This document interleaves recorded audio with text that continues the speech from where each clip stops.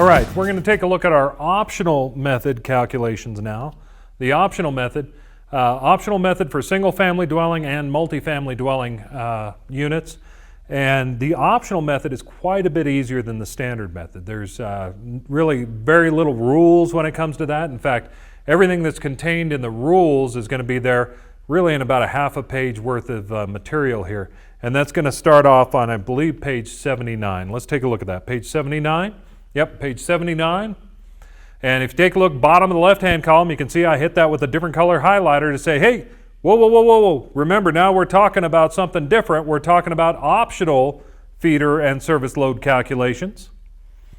And then we go to top of the right-hand column, we got 220.82 dwelling units. Okay, one of the biggest problems is people want to take rules from the standard method and apply them over here in the optional method. We got to take a look at these rules as individual rules that don't apply to the standard method, and then our standard method rules don't apply to the optional method, okay? So this is our optional feeder and service load calculations. Top of the right-hand column, we've got 220.82 dwelling units. Letter A, feeder and service load.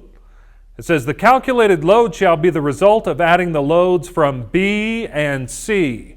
Really important that we do this. What we're going to do is we're going to calculate everything that we have under the letter B and come up with a number. Then we'll come up with a number from everything that we calculate from C and add those two together. Where people screw up on this is generally when they combine those B and C loads, okay? Calculate B, calculate C, and then add those two together. Letter B, these are the rules here, general loads. It says the general calculated load shall not be less than 100% of the first 10,000 plus 40% of the remainder of the following loads. It says 3 volt amps per square foot for general lighting and general use receptacles. Floor area for each floor shall be calculated from the outside dimensions of the dwelling unit. The calculated floor area shall not include open porches, garages, or unused or unfinished spaces not adaptable for future use. Kind of same rule that we started off with there. Number 2 says 1500 volt amps for each 2-wire, 20 amp small appliance branch circuit in each laundry branch circuit, as covered in 210.11 C1 and C2. But now in the standard method, we would have applied 220.42, right? But that's back in the standard method. We don't do that. We just keep on reading. Number 3 says, give me the nameplate rating of the following. All appliances that are fastened in place, permanently connected, or located to be on a specific circuit. Ranges, wall-mounted ovens, counter-mounted cooking units. Clothes dryers that are not connected to the laundry branch circuit specified in item 2. And water heaters. And then the nameplate ampere or kilovolt amp rating of all permanently connected motors not included in item 3. So it says, give me 3 volt amps per square foot, add 1500 volt amps for each small appliance in each laundry branch circuit, and then give me everything else other than the air conditioning and the heat. Air conditioning and heat is going to be calculated under letter C. Take all those loads, take the first 10,000 volt amps of that, add 100%, and then 40% of the loads after that. There's no tables, no charts or anything. Just give me the nameplate value of everything. And then letter C, so we come up with a calculation for B. We set that aside, and then we work on C. And under C, we just have really 3 rules that we're going to take a look at. It says, give me the largest of the following 6 selections. Number 1, 100% of the air conditioning and cooling. And then number 4, 65% of the nameplate rating of electric space heating if I have less than 4 separately controlled units, or 40% of the electric space heating if 4 or more separately controlled units. So if I've got just a single heater, we're going to do that at 65%, and we'll compare that to 100% of the air conditioning and cooling. We'll come up with a number, and then we'll add that back into B. And that is all it takes to do a dwelling unit calculation using the optional method. Now, multifamily is on page 80. Multifamily, this is a table that we have here, 220.84, optional calculations, demand factors for 3 or more multifamily dwelling units. It says, hey, give me everything, and give me 43% of everything, all right, if I've got 8 to 10 units. So we'll play with that a little bit as well. Okay, and then one last thing I want to show you here is on the top of page 82. This is optional method permitted load calculations for feeder and service for new restaurants. There's going to be a question that's going to be handled in a separate video. That's on our total connected load for an all-electric restaurant. And I'll show you how to do that on a separate video. You'll see that under new highlights and the new information, okay? It'll show you how to use that table right there. So just to let you know, this is where that table is, okay? So now that we've got everything that we need out of that article, let's go back and take a look at our optional calculations. So our optional method can be used for dwelling units served by a single 120/240 volt or 120/208 volt 3-wire set of feeder or service conductors with an ampacity of 100 amps or larger. So I can't use it for 50 amps worth of service, that's fine. We're just going to do that 100 amps or larger. The following steps can be used to determine the demand load of the feeder or service conductors for a dwelling unit using the optional method. Step 1, we're going to add all the loads excluding air conditioning and heating. And then step 2, derate the above load. And step 3, add the larger of the air conditioning or heating calculated. So that's basically how we're going to do that. We're going to handle everything under letter B, handle everything under letter C, and add those two together. So part of step 1 is we're going to have to take our square footage times 3 volt amps per square foot. We'll add our 2 small appliance and laundry circuits at 1500 volt amps each. And then we'll add together all the other appliances other than air conditioning and heating at 100%. And then we'll take our first 10,000 of that at 100%, and then the remainder at 40%.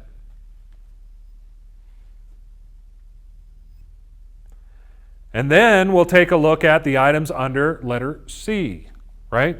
And that's our air conditioning versus heat. Air conditioning is calculated at 100%. Heat is calculated at 65% if we have less than 4 separately controlled units. And then our heat's calculated at 40% if I have 4 or more separately controlled units.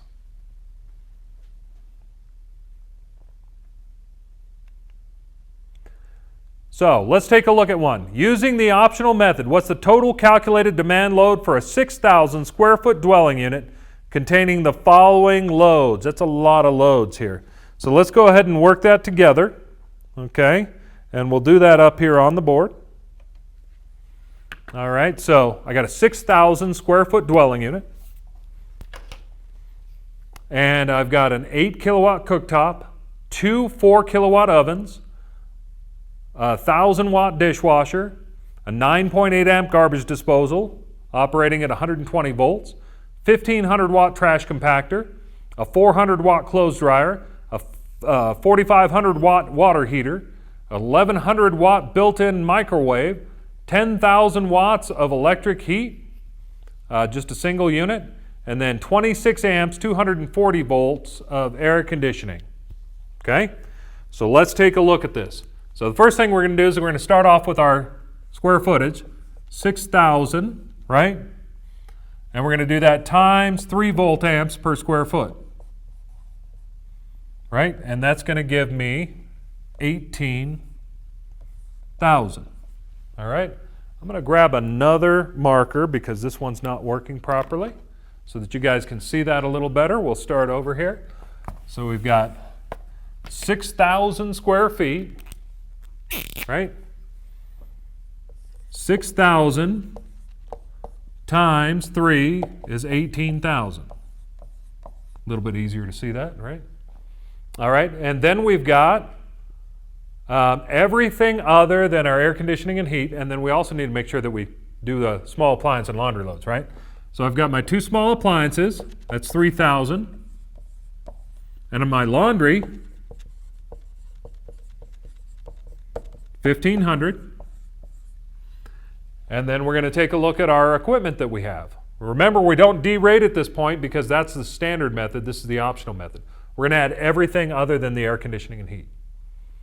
So we've got an 8 kilowatt cooktop.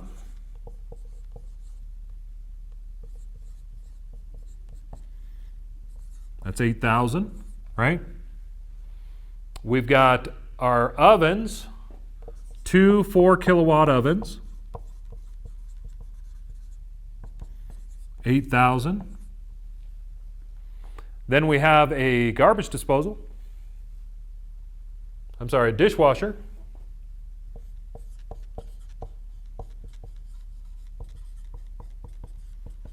And our dishwasher is rated at 1,000. And then we have our garbage disposal.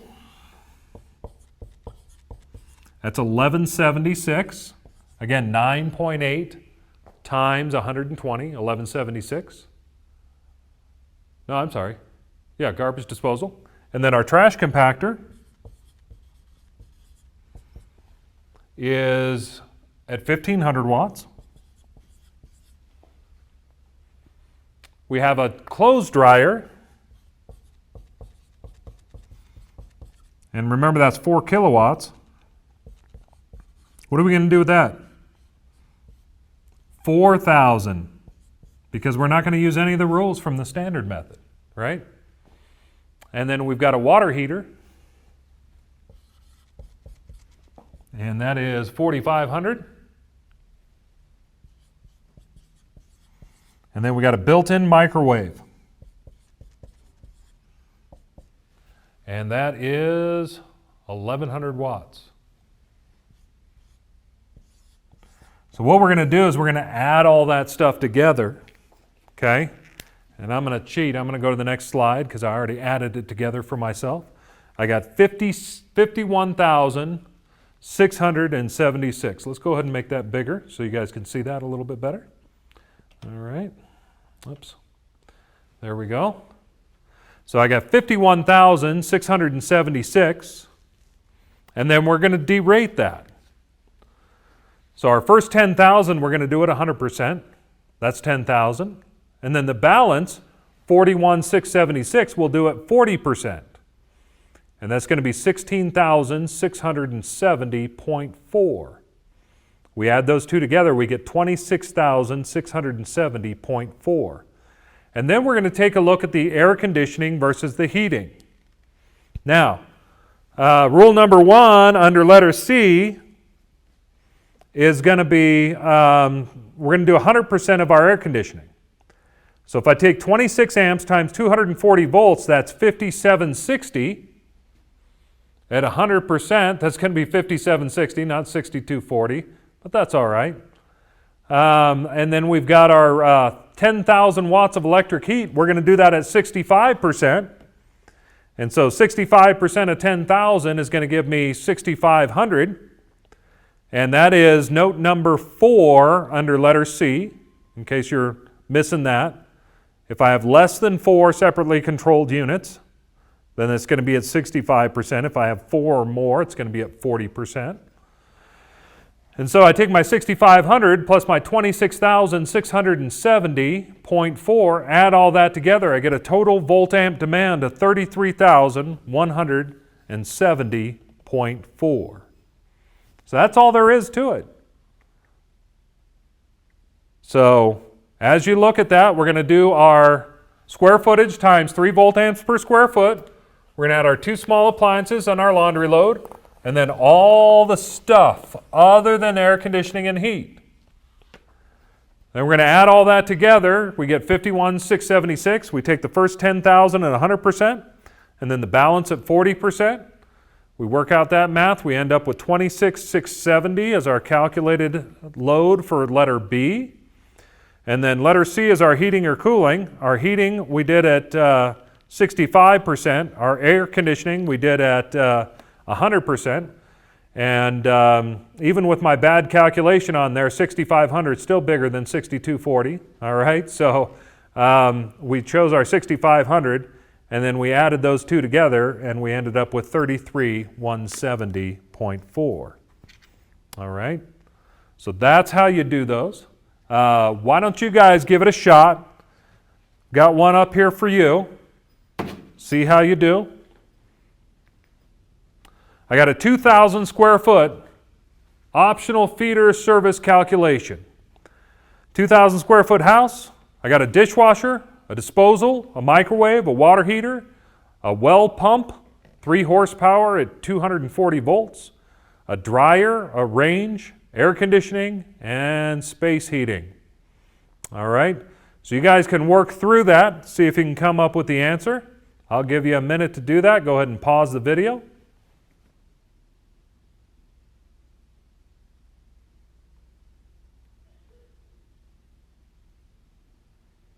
All right, let's see how you did. Let's take a look at this. So I've got my 2,000 square foot, right? 2,000 square foot times 3 volt amps per square foot, that's 6,000. Plus our 2 small appliances and our laundry load, that's 3,000 and 1,500. And then we keep on adding. We got a 1,500 watt dishwasher. We've got, let's see, we've got a disposal, garbage disposal at 1,000. Then we have a microwave, 1,500 watt microwave, and that's got to be a built-in microwave, because if it's just a counter microwave, it's not located to be on a specific circuit, right? So that would be our microwave at 1,500, and then our water heaters, 4,500, and then we've got our 3 horsepower, 240 volt well pump. Okay, so this is where we kind of threw a curveball at you. How did we get this 4080? All right? I give you the hard ones, I do the easy ones. All right? So what we're going to do is we're going to have to take a look at table 430.248. Okay? 430.248. And that is going to be our ampacity of single motors. Okay? Single phase motors. And so we take a look at that. My tab's up at the top, but that's weird for me, right? I go looking for that, and I go down to a 3 horsepower, and I go over to 240 volts, and what does it say? That's going to draw 12.2 amps, right? If I take my 12.2, oh, I'm sorry, I was looking at the wrong one. It's not 12.2. That's a DC motor. Okay, table 248, this is on page 332. I'm like, that doesn't make any sense. We go to 3 horsepower, and we go over to 240 volts, and it draws 17 amps. That's better.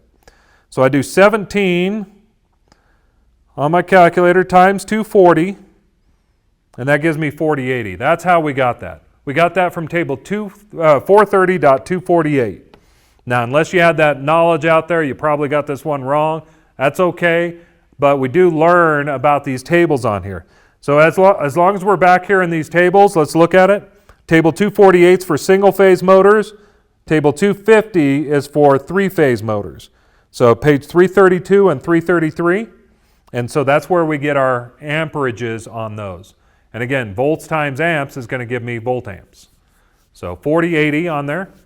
And then our dryer, we're going to do that at 4,000, right? I know 5,000 was the minimum, but that was the standard method. This is the optional method. So we're going to just go in with the nameplate value. And then our 14 kilowatt range. How many of you guys went over to the page on the left-hand side and looked it up on the table and you said, okay, that's going to be 8,800, right? That's wrong. All we're going to do is take our nameplate value of the range, all right? That table on the left-hand page, that's for the standard method. We're no longer in the standard method. So we're just going to take this 14 kilowatt range at 14,000. And so we add all this stuff up together, we get 41,080. And then we're going to take of that 41,080, the first 10,000 at 100%, that's going to be 10,000. And then our balance, 31,080 at 40%, that's going to be 12,432. We add those two together, we got 22,432. We set that number aside. Then our heating or cooling, we're going to do it 100%, so 17 amps, 240 volts is 4080. And then 8,000 watts of electric heat, we're going to have to do at 65%. That's 5,200. The 5,200's bigger than the AC, right?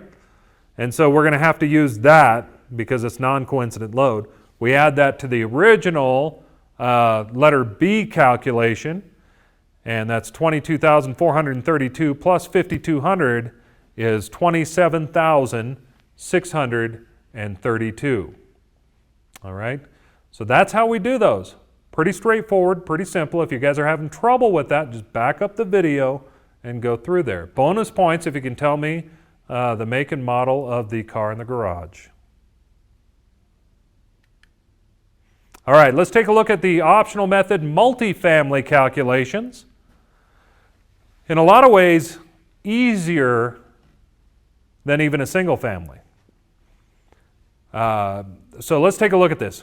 We got each 1,000 square foot dwelling unit is going to contain all the same stuff it contained before with the standard method. Right? And so what we do is we take our lighting and receptacles. That's 3 volt amps per square foot. That's 3,000. We take our small appliances, 2 of them, 3,000. Our laundry circuit, 1,500. Our dishwasher, our disposal, our water heater, our dryer, our range, our heat, and our air conditioning. Now our heat and air conditioning, we got to take a look at those. Which one's bigger? Well, my AC is at 4,008, right? And then my heat is at 6,000, so we're going to go ahead and take the 4,008. Or I'm sorry, we're going to take the 6,000, we're going to get rid of the air conditioning. And so we add all that together, we get a total connected load of 34,600. Then we just take that times 10 units. So that's 346,000. And then we're going to take that 346,000 to table 220.84. We say, okay, for 8 to 10 units, we're going to do that at 43%. So we take our 346,000 times 43%. We come up with 148,780. 148,780. Now if I take my 148,780 divided by 240, now it says 619 amps. And I go to 240.6, 240.6, that's on page 100. My book just kind of falls open to it right now. And I find the next standard overcurrent device up from 619, that's 700. So now, using the optional method, I was able to use 700 amp service instead of 800 amp service. So saved a little bit of money, or a lot of bit of money. Okay, either method is valid in the field. It's just on the test, they're going to have you calculate it using either the optional method or the standard method. All right? And so that is our dwelling unit calculations, optional method. We'll get started in the next section on the next video. Thanks a lot.